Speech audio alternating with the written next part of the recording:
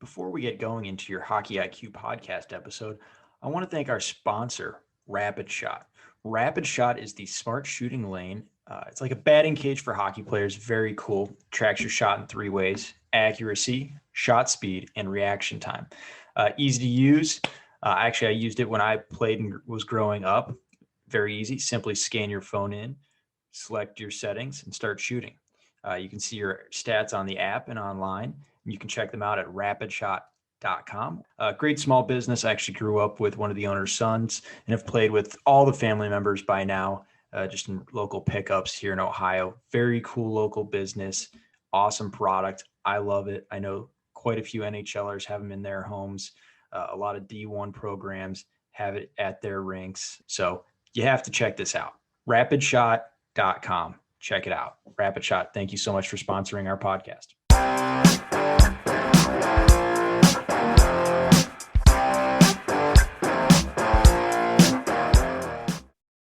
On the Hockey IQ podcast today, we bring on Ben Barr. Ben is now the head coach of the Maine Black Bears NCAA D1 team. Storied program. He just came off his national title with UMass, where he was an assistant coach for the last 5 years. And he's had some unbelievable success in the past with Union, Providence, Western Michigan. He's done some great things as an assistant coach and really developing programs and players. So really excited to bring him on. We'll touch on how to be a successful hockey program, what's important for players, coaches, you name it, getting better, things he's taken away from a bunch of the stops he's had. This is just an unbelievable episode on so many different fronts. And I'm excited for Maine Black Bear hockey after this conversation. He creates quite the program and an environment to really get excited. And they're doing $20 million in renovations to the arena. So it's going to be a beautiful place to be as well. And really excited to share this one. So without further ado, let's get into it. Welcome to the podcast, Ben Barr, coach of the University of Maine. It's got to be a fun change here. A lot of stressors in life, but you've got to be feeling good that you're finally settling down there. Yeah, it's a fun place to be, especially with students back and the team's been back for a few weeks. It was weird. There was a football game on campus last night. Sorry, and me and my wife went for a little bit, and it was kind of weird to do normal things again a little bit. It was kind of the most normal we felt in a while, like with all of the things, crazy things in our lives, and then being able to go to a football game was kind of nice. So. Yeah, it's nice to get back to normal and talking about family there. I know family is big to you, so I'm curious. Maybe tell us a little about your upbringing and the importance of your dad, and just maybe how you kind of fell into hockey. Yeah, I mean, well, I grew up in Duluth, and it was Minnesota's a great hockey state, as you know, and I grew up playing outside at Glen Avon Youth Hockey, which is outside. They had 2 outdoor rinks that were like within like a half block of my house. So back in the time, we would I wouldn't even get a ride to practice. I would just grab my stuff and walk down there. It was that close to my house. So that was how I grew up playing hockey. You know, my dad played hockey in Cloquet, Minnesota growing up. Him and my mom both went to Minnesota Duluth. So it was just kind of a natural thing for, growing up in Minnesota. And then, my dad actually and my uncle, my dad's brother, both went to Shattuck when it was a military school back in the 70s. And that's how I ended up there. So that's, the hockey thing just I was just in the right place at the right time with a lot of, being able to be around a lot of people that were super influential in the hockey world. And, I guess growing up in certain areas at certain times is kind of how these things work. I can't point to it just besides blind luck and having my parents, my mom and dad give me the opportunity to play. That's really all it was. And then just blind luck being around some great hockey people. Yeah. And Shattuck's not a bad place to be. But I'm curious how that was. They always got the military experience. I'm assuming you went after it decommissioned. Mm-hmm. Yeah. So I think the story that I know that I was told is that the school, it was military school all the way up, maybe even into the 80s at some point. And then they realized that that wasn't something that was going to be feasible for them anymore. I think enrollment was dropping. And and then hockey became, in the early mid 90s, hockey was kind of what they decided was going to be their center of excellence in their school, so that was going to be how they survived, basically. Like, small private schools in Minnesota were not, on the East Coast, you get a lot of prep schools out here, and it's part of the culture. And that really wasn't part of something. You didn't see a lot of that in the Midwest growing up. You don't see a lot of prep schools. So I think the hockey thing, and they brought in some phenomenal people, and that was just kind of how they saved their school, actually, I think, from potentially going under. And like I said, I was just, and a friend of yours, Nick Petraglia, was another one. We were just there at the right time, like we got there when all these great hockey people were there, and just kind of took it all in. Yep, great place to be. So you've been part of a bunch of successful programs. Obviously, Shattuck's been immensely successful at that age group. But I'm curious, you've been a part of a national champion. You've been part of programs that have turned in success, and been part of Shattuck that was really building into the powerhouse that it became. Curious, from that, what have you learned of what really drives success? I guess just, all the places that I've been that have been fortunate to have success at Shattuck. I played at RPI. We had some decent teams, and then at Union and Providence, UMass, and hopefully at Maine here in the next few years. Like, the standards were always what kind of drove everything. Like, there was the people that were leading the program and driving the culture had really high standards, and they didn't change those standards for anybody, because they really believed in them. And that's not to say that is this authoritarian my way or the highway thing, but it's just, hey, this is how we're going to do things. This is what we believe in. And, they're not going to change that for, their best player all the way down to their role player. It's going to be the same, and they're going to have the same expectations in school, on the ice, in the community, and everything that they do in their life. It's not just on the ice. I think we talk about hockey because we're in the hockey world, but it's not, a lot more goes into it. A lot more goes into it than just, the hour, 2 hours that you're on the ice every day. Like we want to prepare ourselves for success. And I think just being at those places and seeing it done at a few different NCAA programs too. I mean, that was what was always the same. We always had the same expectations from our student athletes, from our staff, from ourselves, and trying to work within whatever parameters that given school allowed us, resources, whatever facilities. It was the same no matter where we were. So that's just kind of the consistency is one thing that always stood out to me, and consistency of standards. And I love that one sentence you had here was like preparation for success. You can't just wait for it. You have to prepare for it.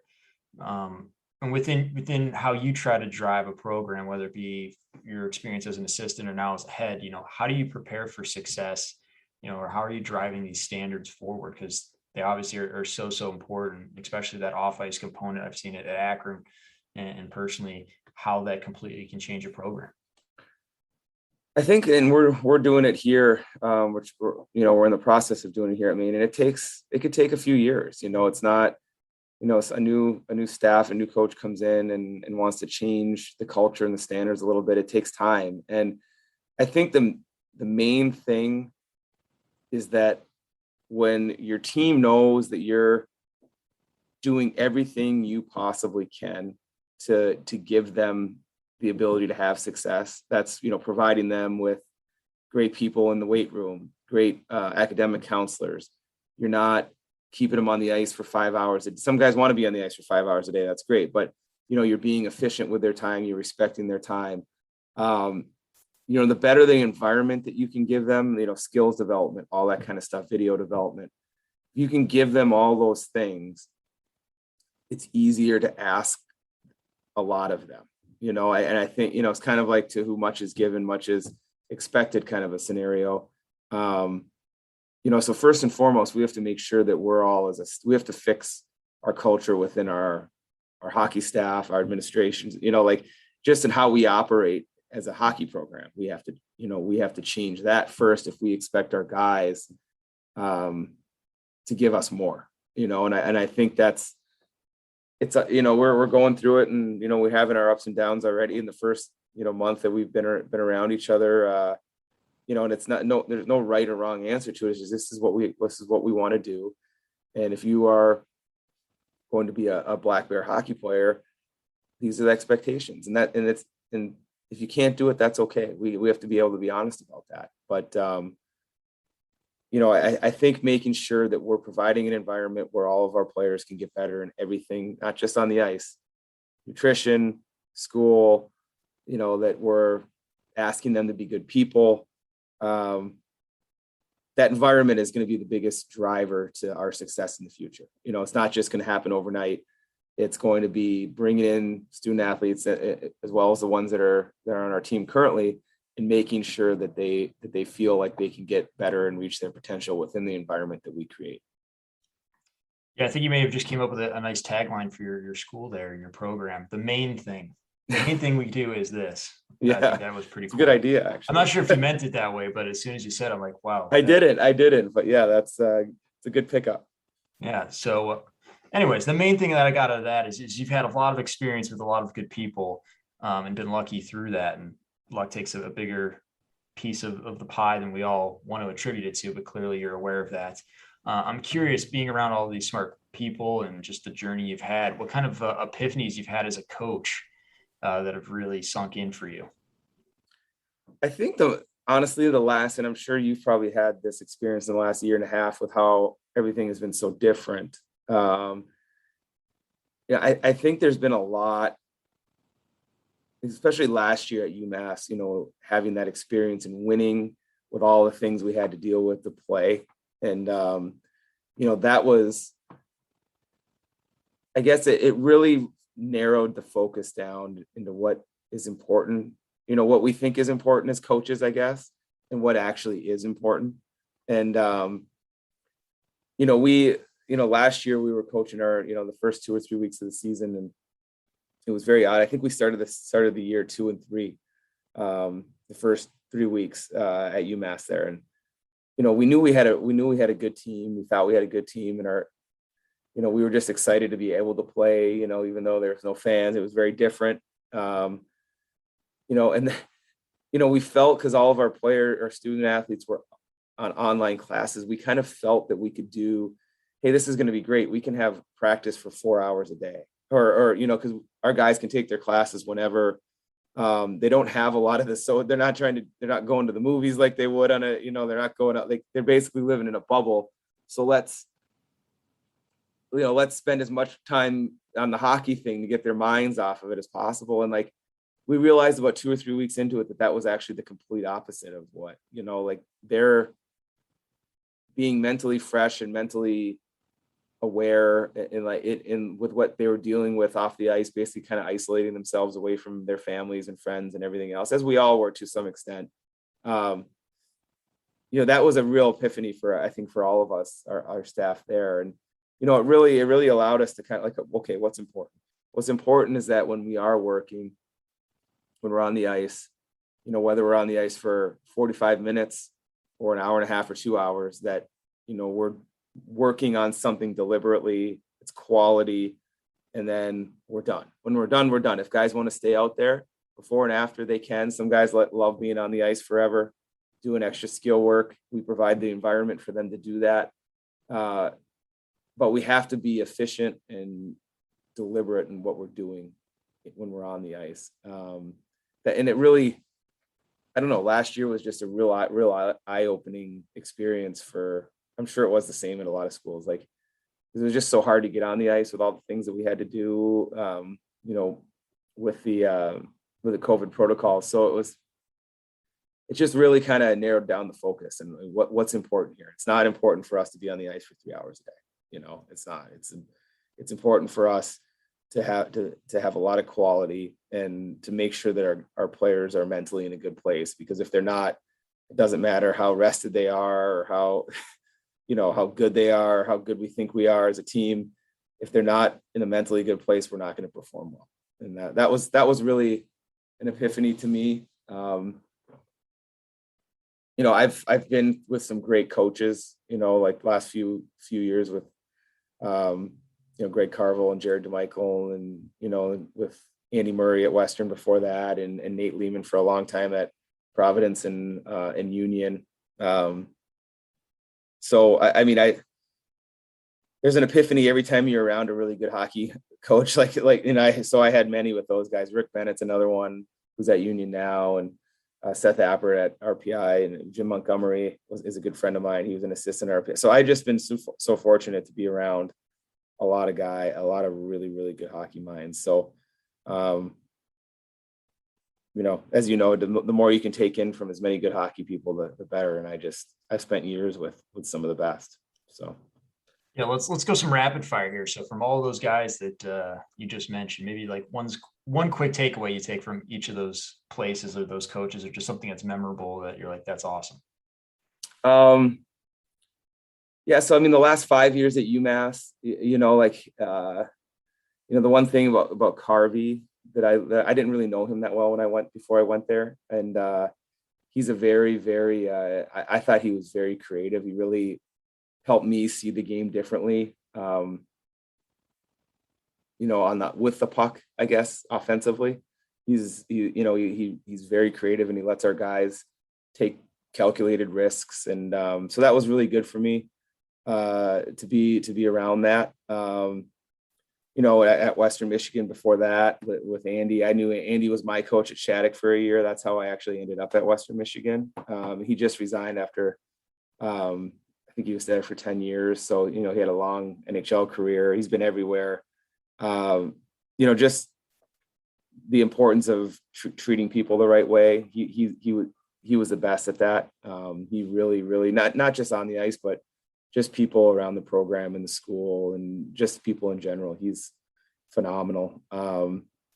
Nate, who I started with as a, full-time coach at Union. So I always kind of, look at him as almost my mentor, because he was my first, boss as a coach. And I spent 6 years with him, 3 at Union and 3 at Providence. And, I don't know if there's many that are as detailed as him in the game, and that's why he's so successful. He'll probably be a guy that ends up being an NHL coach, I imagine, at some point down the road. He I don't know if he has like a photographic memory, but he just he doesn't miss anything, and that's, during the game and practice, he's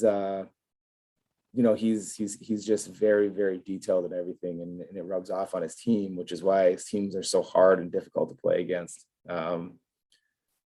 So I could go on and on. I was at RPI. Seth Appert was a head coach and I was a volunteer, and Jim Montgomery was one of the assistants, and I got to share an office with Jim Montgomery, who went on to be, obviously an NHL head coach, who's actually one of the main reasons I'm sitting here in Maine, because he was a Maine alum.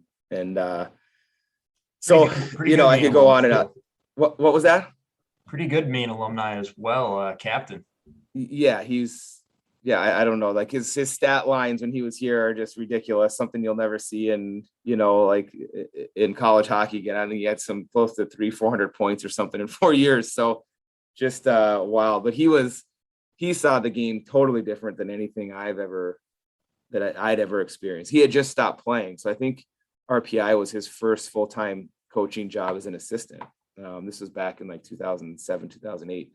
And then he kind of just he went from there to Dubuque, to Denver, to the NHL pretty quickly. But, he was a very creative player. And I guess maybe I was more of a third, fourth line kind of energy guy when I played. And so he saw things offensively, kind of like Carvey at UMass. He saw things differently that I wouldn't have even considered doing. I'd just be dumping the puck in. He'd be like, no, you should do this and make a play. So I learned a lot from guys like that, because it's not how I was wired to be as a player, because I wasn't very good to be. I was just okay, so. You still did all right. I feel like your background is much better than you give it credit for. Well, debatable. Anyways, that kind of leads into where we're going next, which is about your mantra about just getting better every day. And clearly you've done that, whether that be through knowledge or just working towards these things. For you, saying it's one thing, but actually being able to go do it and the execution, is where the real secret sauce is. Like how do you try to go about instilling that or even doing it yourself for your program? Um, I don't think there's really a secret, method to doing that. I think the most important thing is that, if you're asking your players to be a certain way and then you're not that way, that's really hard, like so I think that, again, the most important thing is that for our staff and, my assistants, Jason Fortier, Alfie Michaud, and we have a new volunteer, Danny Perez, who was a player here, graduated a few years ago. Like, we all have to work as hard as we expect our players to work, so if we're going to ask them, we're going to ask a player to, you need to work on your skating. Okay, well, we need somebody there to work on his skating with them, or a shot, or whatever it might be, his edge work. We need to provide an environment he can go and do that extra to whenever he wants, and then we're going to tape it, and then we'll work on a technique if it's, we need to, and if I don't know the answer to something, if I need to learn how to teach a cutback better, or whatever, whatever the skill might be, I have to go out and figure that out, or find somebody that can help me learn that. I think when we get in the, I know if I get in a world where I think I know everything I'm ever going to know, I'm going to be in trouble, and so, I think just being open to doing all the things, and I can't do things on the ice physically like our players can anymore. None of our staff can, but we better set an example work ethic wise that we expect our players to, to believe in. So like, I just don't, I don't think that, we can ask them to do things that we're not willing to do. If we're not putting in the time, they're not going to put in the time, so, yeah, I mean, if we tape our practice, and if you had an issue with a practice or, a rep that somebody had in a drill, we better be willing to go watch that rep and show them and talk it out. And if I was wrong, I'll admit I was wrong, and, but I think that's the easiest way to make sure that guys are getting better every day, that they feel like, I don't want to, not like everyone's watching them all the time, but they feel like everybody's there trying to help them get to the peak, and try to, and in the meantime, helping our program win games and hopefully win championships. Fascinating. So you guys are actually going back and watching practice reps as well as like game film? Well, I kind of think you have to, like I think the way with technology and the way, like the world is these days, like I think you have to have, if I'm going to have a problem with something somebody does, I better have evidence to make sure that I'm right about, or that, at least we can discuss something, and then if there's evidence that I'm wrong, I better be able to say I'm wrong too, like none of us are perfect. And yeah, so I think we have to do those things. And especially if we're going to be out there barking at so-and-so to play faster or shoot the puck in stride, or, you messed up our forecheck or whatever, like we have to be able to go back to it and say, hey, like, this is what we saw. I was right. You were right, like, and discuss it. I mean, that's really the only way, I think, because if it becomes, if people harbor that coach doesn't know what he's talking, I don't think I was wrong there. We never get to the bottom of, of that. I think that just kind of fosters that animosity, which can fester a little bit, and we're not trying to get to that. We're trying to get to a place where we can be honest with each other both ways, everywhere, and that's our whole staff. So. Awesome. I really like that. So I'm assuming that environment probably isn't for every player. So how do you go out and find those type of kids that are to be correct for your program and to be a match for both of you? So I'm assuming you just don't want to go out and try to flip the roster on the new portal every year. Yeah, it's a really good question. I think I don't think that you necessarily find those players. I think a lot of times those players find you, like if you're doing the things that you say you're going to do. And we found that at UMass the last couple of years, like we and it happened at Union. the last year I was there with Nate, and I think they carried that on they were like in two of the next three Frozen Fours and won the national championship in 2014. And so like we found the right group of players. And then when you look back on it recruiting wise, it was also the easiest recruiting that you had, because if your players in your program feel like they're getting better and feel like, man, like these guys really, really care, they're really working at it, they're helping us get better, our team's winning, then what happens is like your players and your program starts recruiting for itself, and obviously we can go out and watch, there's a huge recruiting part of what we're doing, and we watch games, and there's certain things that we like in players and what, but the right players usually find you when you're doing the things right, and it takes some time to get to that point. I don't believe that, everyone's coming up to University of Maine right now and, we're just picking and choosing out of the top players. That's not reality. But if we're doing the things that we want to do and we're doing them well over the course of the next year or two, that's kind of the evolution of things, and then you're having honest conversations on the recruiting front rather than telling everyone how great they are and how nice your facilities are, and like all the cliches that you would that you've heard recruiting over the years. I'm sure, like, I don't know, I'm not great at that kind of stuff. I'd more rather just kind of, hey, this is how we do things, and if this is something that you think would be a good environment for you, we'd like you to consider us, kind of a deal. That's awesome. I'm curious. So you mentioned that there's a few things that you are looking for. You're able to give those away, maybe some key items, or, leave out the top secret stuff. Yeah, well, I don't think any coach will have the same. There are no secret things. I think you just, if we're, again, that environment that we're trying to create, like we've talked about, we need to make sure that, like, we're bringing in players that are, that we think are high work ethic guys, and, high character student athletes, and they're good in the classroom. And it's I've said this to a few people, and I'm sure you feel the same way as a coach. Sometimes it's hard to coach people that you don't like, and that sounds like harsh a little bit and it's a little judgmental, but if you have half of your team that is not on the same wavelength as your staff, and the other half that is buying into everything, then it becomes really, really hard to coach that team, and that doesn't just happen overnight or anything. But, like it's easy to go out and watch a game and see who you think played the best in that game. Look at the score sheet, look at the, goaltending statistics or whatever it might be. It's not easy to do the rest of that work and really find out who the best fit for your culture might be. And that's where I think that's where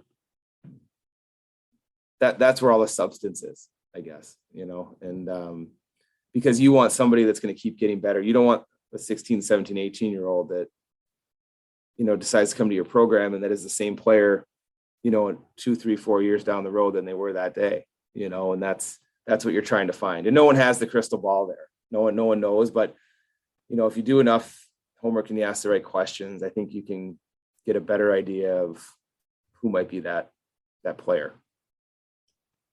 So Sam, I'm a new Ben Barr in the business, just got into coaching. What kind of questions should I potentially be asking, or like if you're talking to a player, what kind of answers are you looking for? Or are you talking more so to the coaches and people surrounding them? A lot of times it's the coaches and the agents and the parents in our world, like what's their, you can tell a lot from a transcript, you get someone's transcript, and we don't expect everyone to be straight A students, but you can tell if someone's doing the work, right? You can tell, like, if someone's willing to do the work to reach their potential in the classroom. Because in our world, if you don't have that aspect of it, and we're all in institutions with different majors and different expectations, but at the end of the day, it's very similar from one school to the next. And if you don't have student athletes that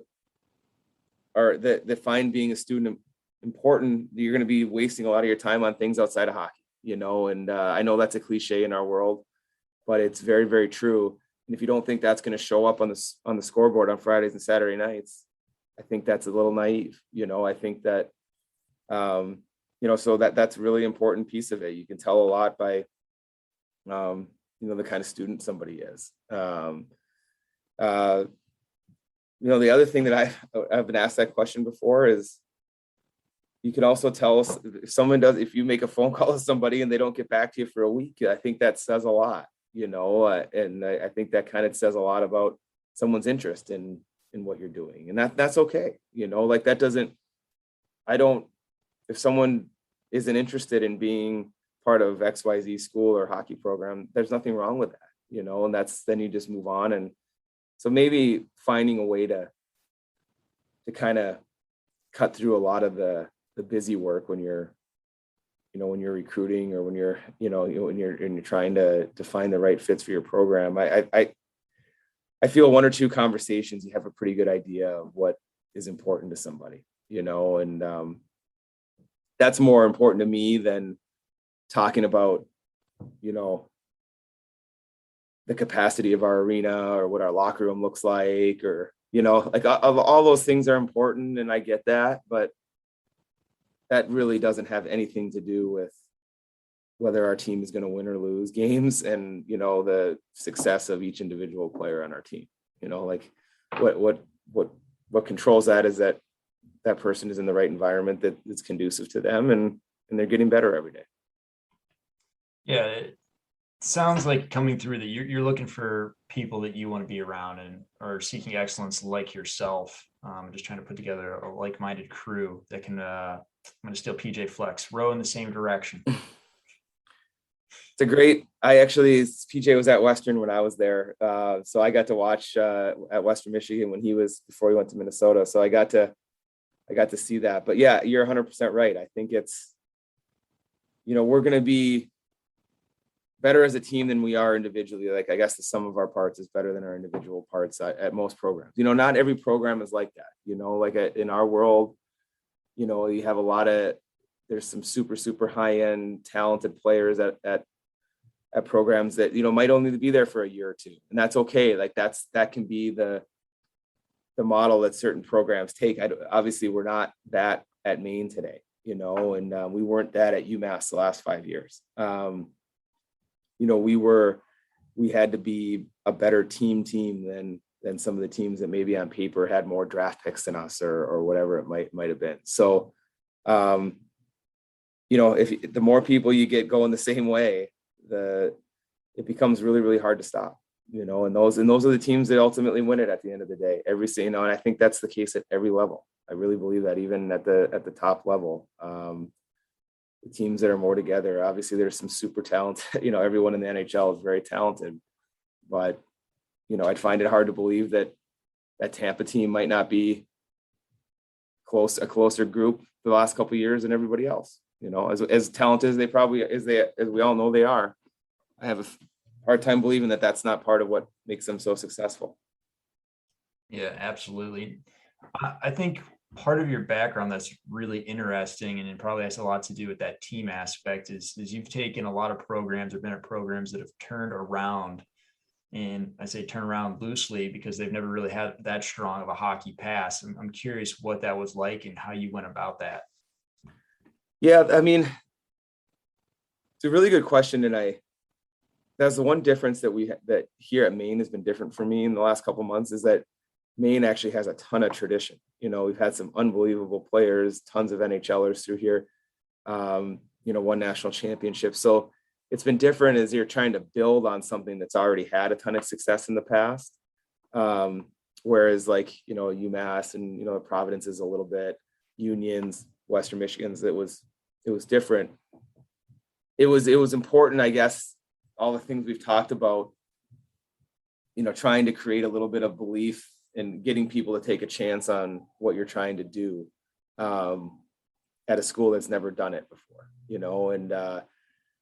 so I tell some people what happened at Union from 2011 when they won their first ECAC championship, and they had like a run all the way through 2014 or 15 when they won the national championship. Like if it was like football or basketball or even maybe baseball, like I think they'd be making movies about that, because that was, you're at a D3 school, just Division I hockey and no scholarships, so like we had to be so committed to what we were doing and find 100% the right student athlete for that. And what they did, from 2011 to 15 or whatever is, I mean, that's amazing. I mean, the domination, and then to win a national championship and get the 2 Frozen Fours. I think they won 3 or 4 straight ECAC championships at a school with no history really and no scholarships. So that's, like really, really impressive. But I think it goes back to just not wavering from what your vision is, and then you do it once, and then, like you can kind of take what you learn there and bring it to the next stop. And, for Nate and I, that was at Providence. And then, then I kind of broke off and went to Western and then UMass with a different staff.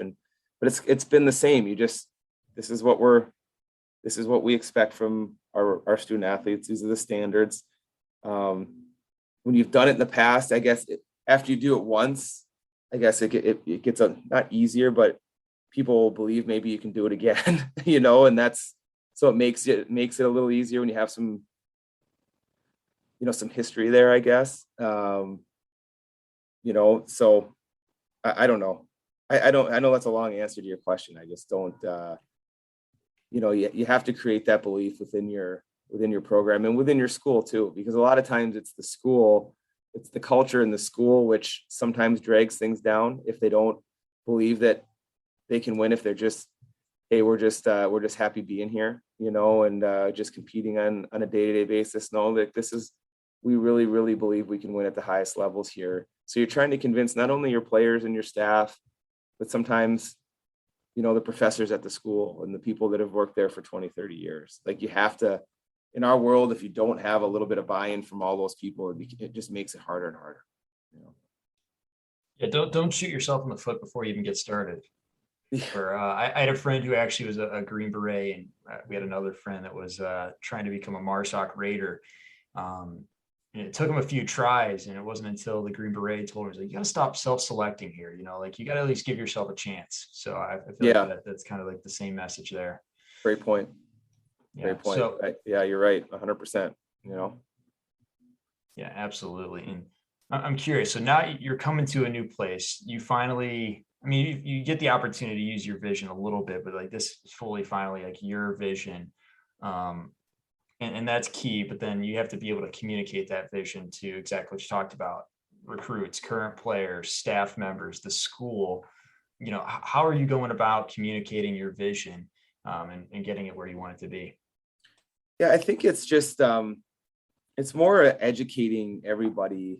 To go back to the last question you asked, like how do you create something out of, when it hasn't happened before, and then here it has happened before. So there's pros and cons to that. I'm finding, for me, last time Maine won a national championship was 1999. So it's, we're 22 years ago, and a lot has changed in 22 years, and I think, a lot of the people that were part of, the program in the school and the community 22 years ago are still here. And, so you're trying to get to know as many people and know what the culture of the hockey program is or was, what the culture of the school is. And then if you think there's things that need to be changed, I think the communication part and making sure there's a reason why, hey, we have to do this differently, because X, for these reasons. There has to be a reason, not just because, okay, I'm a new coach and I say that what I say is the highway. That's not, no one really respects that mentality these days, in my opinion. So, you have to have a reason for changes you want to make. I think there's a lot of things that we can improve here in the next few years, and that doesn't mean that it was terrible before. I just I think that there's things, if we want to compete at the national level, like the team was doing 20 years ago, we have to bring our program to that level. And we have to expect that of ourselves and expect that of our student athletes, expect that of our support staff, expect that of the school, because it's one thing to say you want to go back and win national championships again. But to actually do the things that are going to help you win national championships it takes more than just a coach and 3 hockey coaches. It takes the whole community and the whole staff, the whole administration at the school. And, so those are the things that we'll be building towards in the next year or two. And we have a great group of guys that really want to win. They're really eager to, it's been so much fun the last week being on the ice with them for the first time and for the first few times, and then there's some that, but there's also some things that they don't know. Hey, this is how it works in a championship culture. This is what's expected in a championship culture. And I'm not saying that there wasn't a championship culture here before, but I do think, there's some things that are standards at all, top 10 schools in the NCAA that we have to make standard here. And there'll be some pushback, I'm sure, and there'll be some tough conversations, but that's okay. That's all part of the process, I guess. It seems like you're perfectly fine to have those conversations. It seems like you're very open, honest, and down to earth about how things are and how they're going to work. So I'm assuming that's not going to be an ounce of a problem for you. No, it'll happen. Yeah, I mean, I failed a whole bunch in my life, and I tell our players, and I'll tell, like, I don't have all the answers, but I do know that there's some things that work, and they work not just in hockey. They probably work in any business, any team, any sport, and the team, and everyone talks about them, but only the best of the best are the ones that can execute them every single day. And that's what kind of sets them apart. I think that's what sets apart the top programs in football, hockey, basketball, whatever sport in college, in NCAA athletics or pro athletics, are the ones that can do it over and over and over again. And, it's hard. Sometimes the follow through is harder than talking about it, and that's what I've learned. And I've been around some of the best at doing it. So, yeah, I've found that's kind of the most true thing is a lot of the people that are the best at what they do give a ton away for free because they understand the executions just and the follow through is just so hard to actually do and be consistent on. So that's awesome. I love that. So, all right, let me give you an opportunity to really show off and get excited about Maine Black Bear hockey here. So assume I'm a recruit, what exciting changes are you making and why I want to jump on board? Well, I think we're just going to create a development mindset where, if you're a good student athlete and you want to become a great student athlete, I think Maine is going to be one of the top places to be. I think it's been that in the past. We're going to be that again. We have a $20+ million renovation going in the next year, probably going to take 2 years, of the Alfond Arena, which is probably already maybe the best environment in college hockey. Have you ever been up, Greg, have you seen a game in Alfond? I have not, but I've heard it's amazing. And I saw the documentary about the Paul Kariya year where they won the national title and Montgomery was in it. Yeah, it's crazy. I've been on the other side as a visitor many times, at UMass and Providence, and it's in my opinion the hardest place to play in college hockey as a visiting team.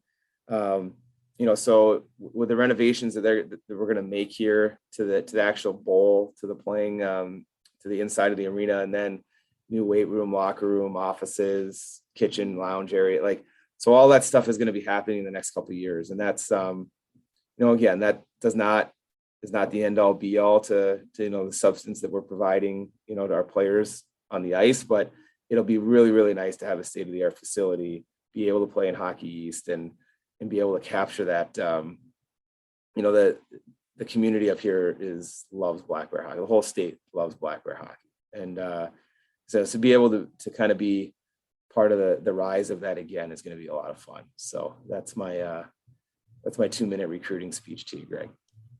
Beautiful. I love it. I can already see the excitement in your voice. I feel like you just got raised. It's fun. Yeah, I'm excited about it. I'm really excited about it. Awesome. Well, I'm sure it's going to be phenomenal. And whenever you come face the Buckeyes here in Columbus, I'm going to make sure I come out and see the game. Do you have the Buckeyes on the schedule the next 2 years? We don't in the next 2 years, but we went out there, I think our second or third year at UMass. So it was 4 or 5 years ago. I went out and what a great town, what a great arena, like just a great college town all around. So it was a great experience. I would love to go again. So hopefully Coach Rawlik will, put us on the schedule someday. Yeah, that would be a bunch of fun. Love to have you guys in town. But no, I appreciate you coming on here. I'll give you 2 minutes if there's any messages you want to throw out there to anyone. Thank your dad, or talk to future Black Bear recruits, or just some messages for youth players and parents. No, I appreciate you having me, Greg. And I know we were introduced through a friend, Nick Petraglia, who was a Shattuck classmate of mine. So I thank him for giving my name to you. And it's just always fun to meet new people in the hockey world, and people like you. And I went on Topher Scott's podcast a couple of weeks back, and it's just the things you guys are doing is really cool, because it gives a lot of interesting voices to people that you might not hear from if you're not living in that area or whatever. So obviously you're a coach as well, and I wish you all the best this year. And anything that I can do for you to help you in the future, I'm happy to help. So awesome. Thank you so much, Ben. You take care. You too. Thanks, Craig. Well, I hope you enjoyed that episode. I know I did. So before we let you go, though, we'd like to remind you to please like our podcast, subscribe to it, give us a follow, and share this with all the hockey people in your life. We really appreciate growing this community, this podcast. Remember, we also have a newsletter, the Hockey IQ newsletter as well. Really excited to continue to grow this. So please help us grow this further by liking, subscribing, following, and sharing with everyone. So appreciate you all. Take care.